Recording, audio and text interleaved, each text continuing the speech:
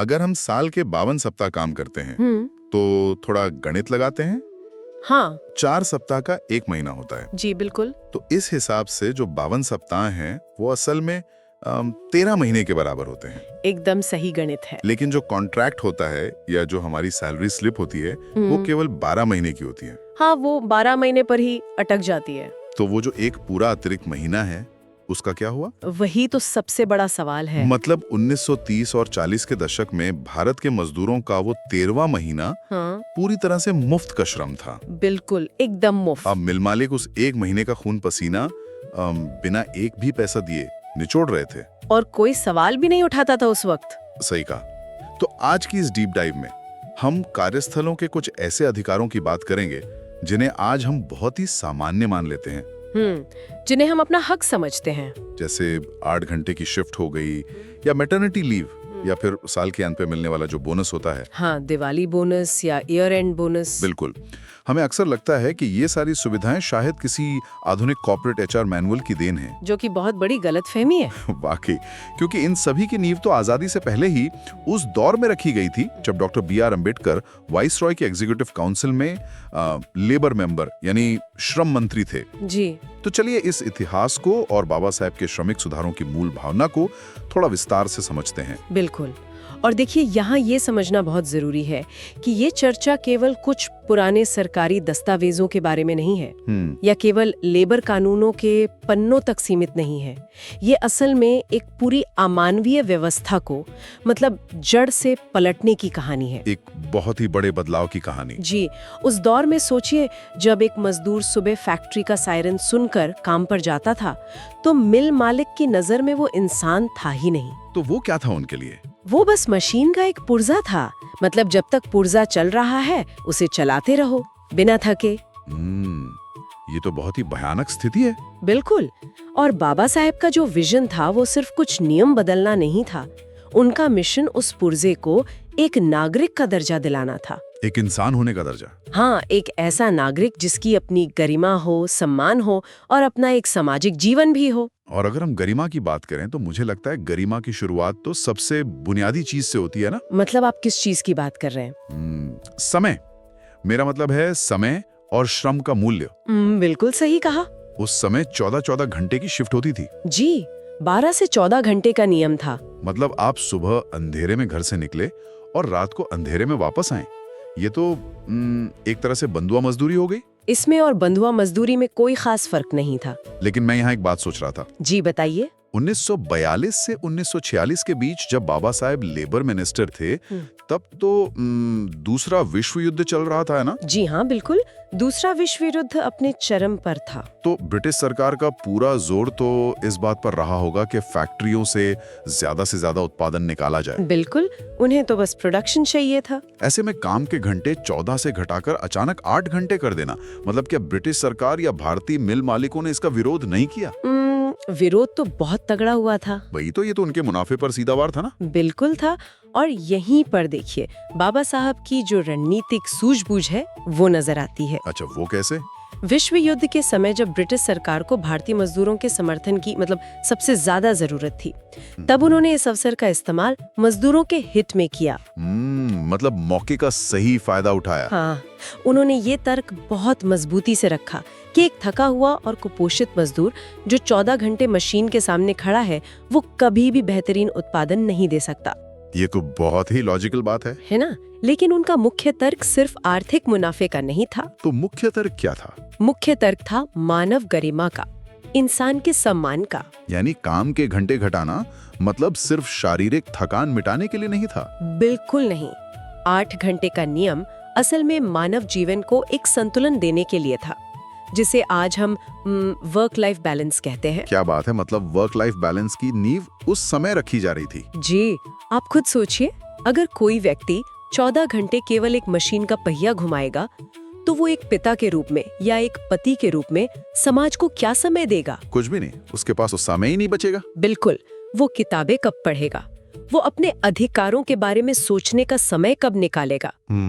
सही बात है, वो तो बस मशीन बनकर रह जाएगा। तो काम के घंटे सीमित करके उन्होंने असल में मजदूरों को सोचने और जीने का समय वापस लौटाया। ये एक बहुत ही शक्तिशाली विचार है। मतलब समय की आजादी असल में चेतना की आजादी है। एकदम सटीक बात कही आपने। और जो हमने शुरुआत में वो 13 महीने वाले गणित की बात की थी, वो भी तो इसी शोषण का ही हिस्सा था। बिल्कुल, वो सीधा सीधा आर्थिक शोषण था। आज जब हमें दिवाली पर या साल के अंत में बोनस मिलता है, तो कई बार कॉर्पोरेट ईमेल ऐसे लिखे जाते हैं जैसे कंपनी हम पर कोई बहुत बड़ा एहसान कर रही हो। हाँ, जैसे वो कोई इनाम दे रहे हो हमें। बिल्कुल, जैसे कोई गिफ्ट मिल रहा हो। और यही तो सबसे बड़ी गलतफहमी है जिससे बाबा साहेब ने उसी समय तोड़ा था। अच्छा, कैसे? देखिए, आर्थिक न्याय केवल महीने का वेतन पकड़ा देने तक सीमित नहीं होता है। जब उन्होंने बोनस की व्यवस्था को कानूनी रूप दिया तो उन्होंने बिल्कुल स्पष्ट कर दिया था कि यह कोई गिफ्ट नहीं है या मालिकों की कोई दया नहीं है। बिल्कुल नहीं, ये उस 13वें महीने के श्रम का उचित मूल्य है जो मजदूर साल भर करता है। मतलब जो मुफ्त का काम वो कर रहा था उसका पैसा। जी, ये उस अतिरिक्त उत्पादकता का हिस्सा है जो मजदूर के पसीने से पैदा हुई है। सही बात है। तो उन्होंने बोनस को उस इनाम की श्रेणी से निकालकर सीधा अधिकार की श्रेणी में खड़ा कर दिया। ये तो माइंडसेट बदलने वाली बात हो गई। और अगर हम श्रम के मूल्य और गरिमा की बात कर ही रहे हैं, तो समाज के सबसे हाशिए पर खड़े वर्ग की बात तो करनी ही होगी। आप किस वर्ग की बात कर रहे हैं? महिला श्रमिकों की। क्योंकि एक आम मजदूर का शोषण तो होता ही है, लेकिन एक महिला श्रमिक का जो शोषण है वो तो दोहरा होता है। बिल्कुल, समाज में और कार्यस्थल पर भी। उसे फैक्ट्री में भी पसीना बहाना है और फिर घर आकर भी चूल्हा संभालना है। ये बहुत ही संवेदनशील मुद्दा है।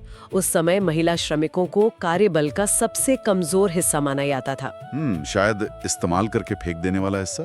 दुखद है, लेकिन सच यही है। और यहीं से मातृत्व लाभ यानी मैटरनिटी बेनिफिट की जो अवधारणा है वो सामने आती है। और ये बात मुझे आज के संदर्भ में भी मतलब बहुत हैरान करती है। वो क्यों? क्योंकि आज भी अगर हम दुनिया के कई तथाकथित विकसित देशों की नीतियां देखें, तो वहां आज भी वेतन सहित मातृत्व अवकाश मतलब पेड मैटरनिटी लीव पर बहुत तीखी बहसें चल रही हैं।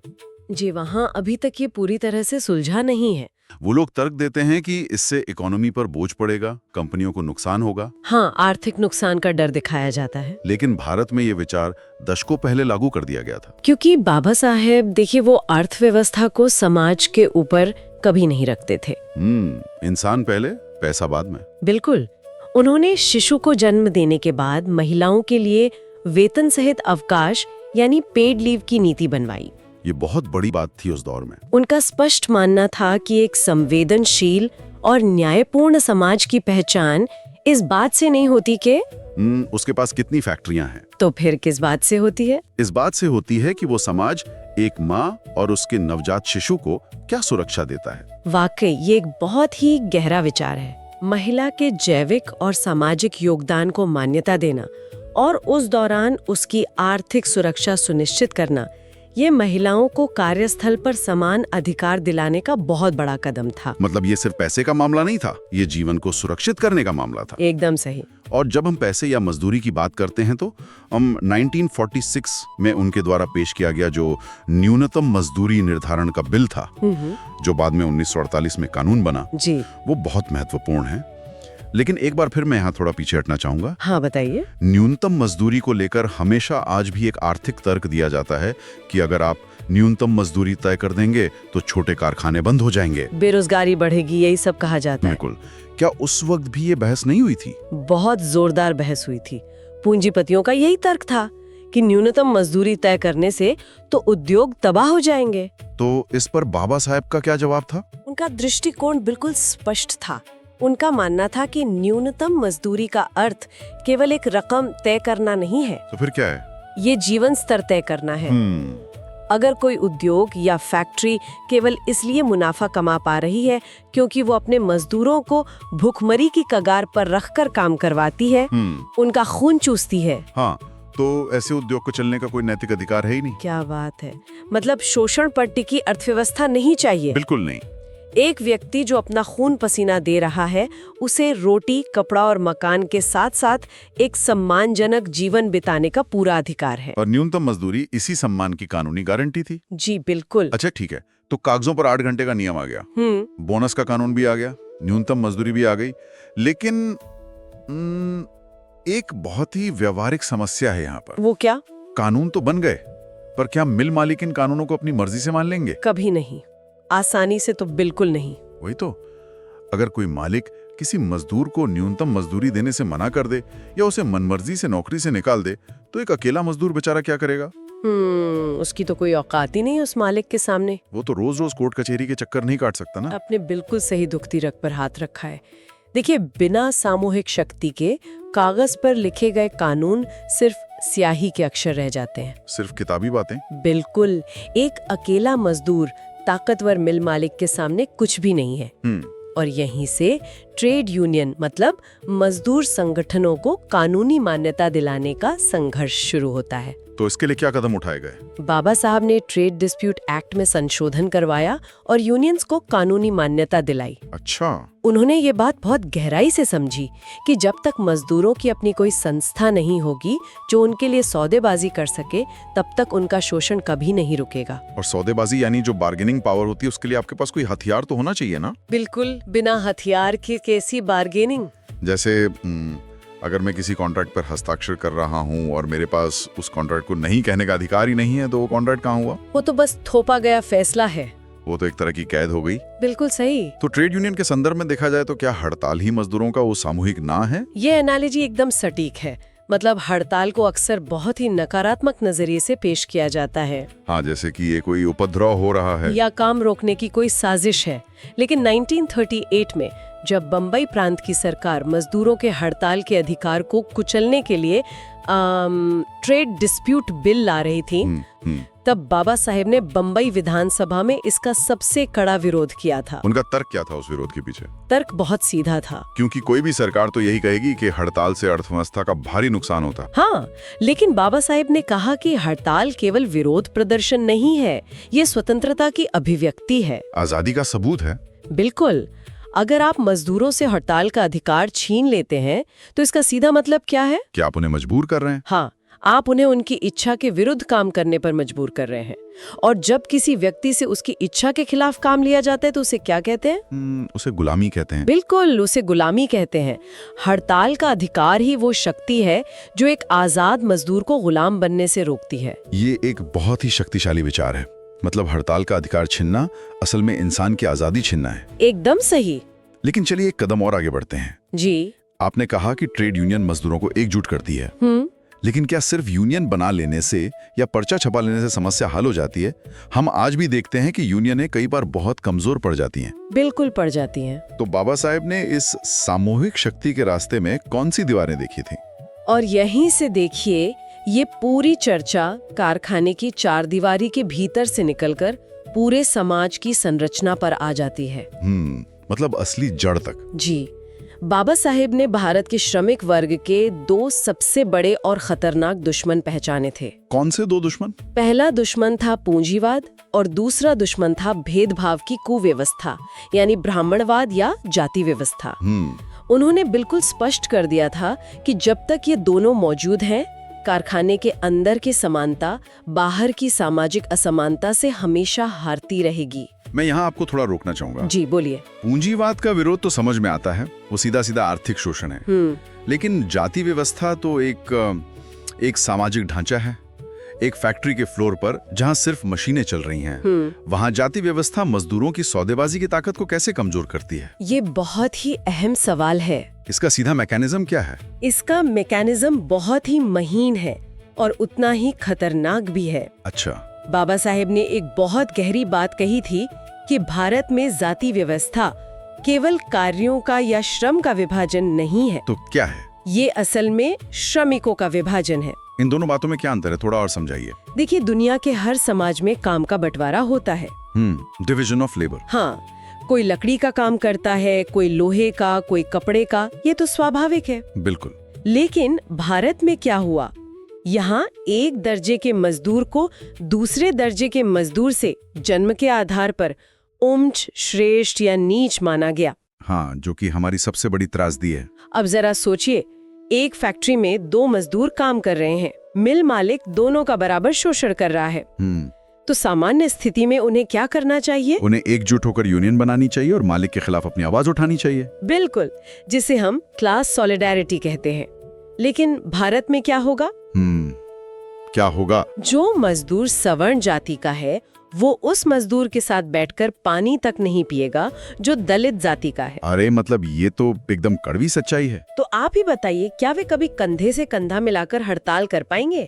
कभी नहीं। उनके बीच तो पहले से ही दीवार है। बिल्कुल। और मिल मालिक इस सामाजिक विभाजन को बखूबी समझता है। तो इसका फायदा उठाएगा। वो जानता है कि ये मजदूर आपस में ऊंच नीच के खानों में बटे हुए हैं। ये कभी एकजुट होकर मेरे मुनाफे को चुनौती दे ही नहीं सकते। मतलब जाति व्यवस्था दरअसल मजदूरों की एकता को तोड़कर पूंजीपति का ही फायदा करवा रही है। एकदम से। यह पूंजीवाद का सबसे बड़ा सुरक्षा कवच है भारत में। ये तो वाकई आंखें खोलने वाला विश्लेषण है ना? उस समय के जो परंपरागत वामपंथी या मार्क्सवादी विचारक थे, उनका पूरा ध्यान तो सिर्फ आर्थिक वर्ग संघर्ष पर ही था। जी, वे सिर्फ क्लास स्ट्रगल की बात करते थे। वे इस गहरे सामाजिक विभाजन को शायद पूरी तरह नजरअंदाज कर रहे थे। एकदम सही पकड़ा आपने।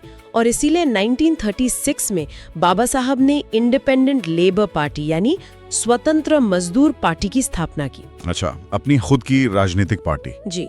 इस पार्टी का घोषणा पत्र अगर आप पढ़ेंगे तो वो केवल किसी एक जाति के लिए नहीं था। तो उसमें कौन कौन शामिल था? वो मिल मजदूरों, खेत मजदूरों, किसानों और निम्न मध्य वर्ग सबके अधिकारों की बात करता था। मतलब सभी शोषित वर्गों को एक साथ लाना। बिल्कुल। उनका विजन था कि आर्थिक शोषण और सामाजिक भेदभाव, इन दोनों के खिलाफ जो लड़ाई है वो एक साथ लड़ी जानी चाहिए। और शायद इसी दिशा में उन्होंने सफाई कर्मचारियों को भी संगठित किया था, जो उस समय समाज के सबसे हाशिए पर थे। जी हाँ, चाहे बम्बई म्युनिसिपल कामगार यूनियन हो या दिल्ली के सफाई कर्मचारियों का संगठन हो, उन्होंने ये सुनिश्चित किया कि जो समाज के सबसे निचले पायदान पर है, उनका संगठित होना सबसे ज्यादा जरूरी है। सही बात है। इसके साथ ही उन्होंने ट्रेड यूनियनों को एक बहुत बड़ी चेतावनी भी दी थी उस समय। क्या चेतावनी थी वो? उन्होंने कहा था कि अगर ट्रेड यूनियनें केवल वेतन बढ़ाने या काम के घंटे कम करवाने जैसी सिर्फ आर्थिक मांगों तक सीमित रहेंगी और सरकार या राजनीतिक सत्ता पर कब्जा करने को अपना लक्ष्य नहीं बनाएंगी, तो वे कभी सफल नहीं होंगी। मतलब सिर्फ पैसे के लिए मत लड़ो, सत्ता के लिए भी लड़ो। बिल्कुल, वरना वे केवल नेताओं की आपसी खींचतान और झगड़ेबाजी का अड्डा बनकर रह जाएंगी। जो कि हम आजकल यूनियनों में देखते भी हैं। हाँ, राजनीति ही वो चाबी है जो नीतियों के दरवाजे खोलती है। बिना सत्ता में हिस्सेदारी के मजदूर हमेशा केवल मांगने वाले ही बने रहेंगे। वे कभी नीति बनाने वाले नहीं बन पाएंगे। इस पूरी चर्चा को अगर हम समेटें जी, तो एक बहुत बड़ी और स्पष्ट तस्वीर उभरती है। अक्सर हम देखते हैं कि एक बहुत ही सुविधाजनक नजरिया अपना लिया जाता है, जहां इन महापुरुषों को केवल मतलब दलितों के मसीहा का एक सीमित टैग दे दिया जाता है। हाँ, उन्हें खांचे में फिट कर दिया जाता है। व्यक्तित्व और उनकी दूरदृष्टि को एक बहुत ही छोटे दायरे में बांधने जैसा है। ये सचमुच उनके विचारों की विशालता को बहुत कम करके आंकना है। वाकई उनके हर फैसले के केंद्र में समानता, न्याय और मानव गरिमा के ही सिद्धांत थे। उनका कार्य हर वंचित, शोषित महिला, गरीब किसान और मजदूर के लिए था, किसी एक वर्ग के लिए नहीं। बिल्कुल नहीं। चाहे वो कार्यस्थल पर सुरक्षा के नियम हो या महिलाओं के लिए मातृत्व लाभ हो या न्यूनतम मजदूरी का कानून हो। जी, ये सब असल में एक आधुनिक और न्यायपूर्ण समाज की नींव रखने का ही प्रयास था। और यही मुझे लगता है आज की इस चर्चा की सबसे बड़ी प्रासंगिकता है। बिल्कुल। आज जब 8 घंटे की शिफ्ट खत्म होने पर हम अपना लैपटॉप बंद करते हैं जी, या जब बैंक खाते में साल भर की मेहनत का बोनस क्रेडिट होता है, या जब कार्यस्थल पर कोई सहकर्मी मातृत्व अवकाश पर जाती है, ये रखना बहुत जरूरी है कि ये सारे अधिकार हमें किसी की खैरात में नहीं मिले हैं। बिल्कुल सही बात है। ये आसमान से नहीं गिरे हैं। जी, ये एक लंबी जद्दोजहद, गहरी राजनीतिक सूझबूझ और एक बहुत ही स्पष्ट विचारधारा का परिणाम है। अधिकार कभी भी देखिए थाली में सजाकर नहीं दिए जाते हैं। उन्हें छीनना पड़ता है, उन्हें समझना पड़ता है, उनके लिए एकजुट होना पड़ता है और अपनी सामूहिक शक्ति से उन्हें प्राप्त करना पड़ता है। बाबा साहेब ने दशकों पहले हमें ये बता दिया था कि पूंजीवाद और जो सामाजिक भेदभाव हैं, वो श्रमिकों के सबसे बड़े दुश्मन हैं और एकता ही एकमात्र बचाव है। एकदम सही। लेकिन चलिए इस पूरी चर्चा को आज के हमारे आधुनिक जीवन से जोड़ते हैं। एक ऐसा सवाल जो हम सबको अपने आसपास देखने पर मजबूर करेगा। वो क्या है? आज के इस डिजिटल दौर में जहां वर्क फ्रॉम होम का चलन है, गिग इकोनॉमी है, जी, सब कुछ ऑनलाइन है। हम सब शारीरिक रूप से एक दूसरे से कटे हुए हैं, अपने अपने कमरों में बस एक स्क्रीन के पीछे बैठे हैं। हमारे पास कोई फैक्ट्री का फ्लोर तो है नहीं जहां हम एक साथ इकट्ठा हो सकें। सही बात है, वो साझा जगह अब खत्म हो गई है। तो ऐसे में सोचने वाली बात यह है कि वे कौन सी नई अदृश्य दीवारें हैं जो आज भी हमें एकजुट होने से रोक रही हैं? ये बहुत गहरा सवाल है। क्या अलग अलग क्यूबिकल्स में और अलग अलग स्क्रीन के पीछे बैठकर भी हम आज वही मानसिक रूप से बटे हुए श्रमिक ही तो नहीं है जो अपने अपने इल्यूजन में जी रहे हैं? खुद को अलग मानकर। क्या आज का ये बिखरा हुआ कार्यस्थल एक नए तरह का श्रमिकों का विभाजन नहीं है? वाकई ये सोचने पर मजबूर करता है। ये एक ऐसा सवाल है जो हम सभी को अपने काम, अपने अधिकारों और आपस की एकजुटता को एक बिल्कुल नए नजरिए से देखने पर मजबूर करता है। इस पर सोचिएगा जरूर।